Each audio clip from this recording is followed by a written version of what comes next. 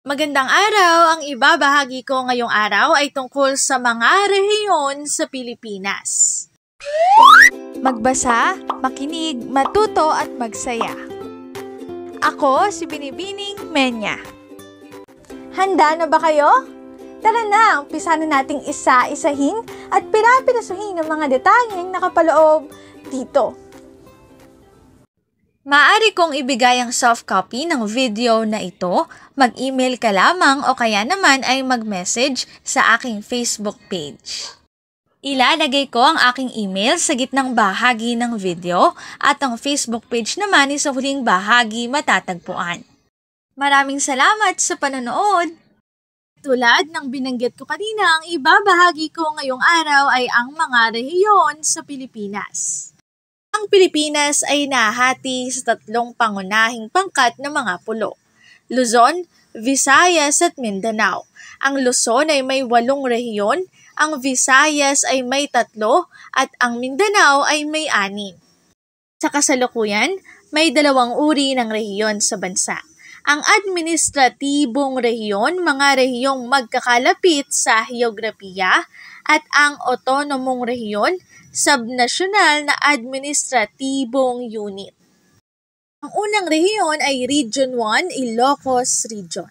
Ito ay binubuo ng Ilocos Norte, Ilocos Sur, La Union at Pangasinan. Ang sumunod naman ay ang Region 2, Cagayan Valley. Ito ay binubuo ng Batanes, Cagayan, Nueva Vizcaya, Isabela at Quirino.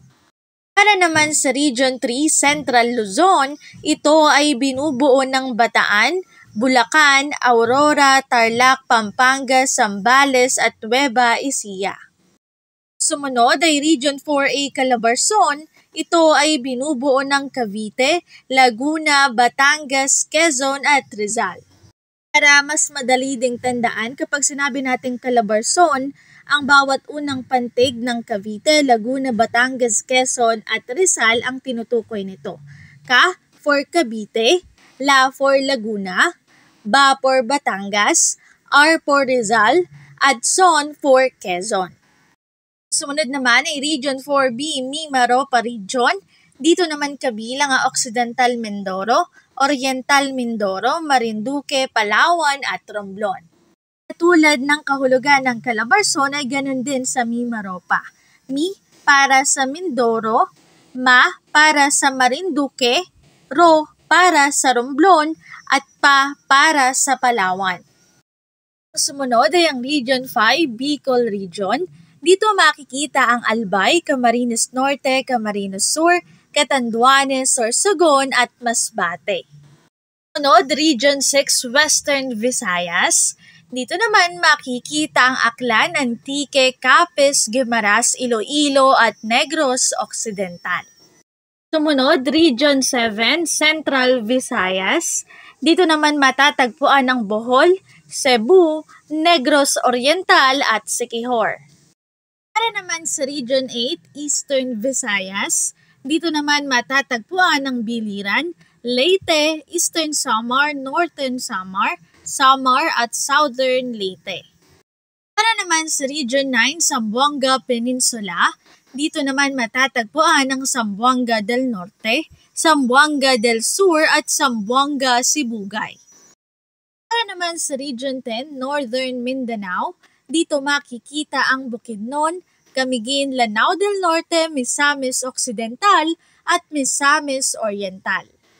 Para naman sa Region 11, Davao Region, dito nakapaloob ang Davao de Oro, Davao del Norte, Davao Occidental, Davao Oriental at Davao del Sur. Para naman sa Region 12, Sorsogon, dito nakapaloob ang Cotabato, South Cotabato, Sultan Kudarat at Sarangani. Para naman sa Region 13, Caraga, dito matatagpuan ang Agusan del Norte, Agusan del Sur, Dinagat Island, Surigao del Sur at Surigao del Norte. Para naman sa CAR or Cordillera Administrative Region, dito nakapaloob ang Abra, Apayao, Ifugao, Benguet, Mountain Province at Kalinga. Narito naman ang panghuling rehiyon sa Pilipinas. Para sa sanggunian, narito ang aking sanggunian ng PowerPoint template na ginamit ko. Kung interesado kayo ay maaari nyo ring bisitahin. Mga rehiyon sa Pilipinas. Dito na nagtatapos ang aking pagbabahagi. Sana ay marami kayong natutuhan. Muli magbasa, makinig, matuto at magsaya. Ako si Binibining Menya. Paalam! Paalala, ang wikang Filipino ay mapagpalaya, atin natin itong gamitin, mahalin at mas paunlarin.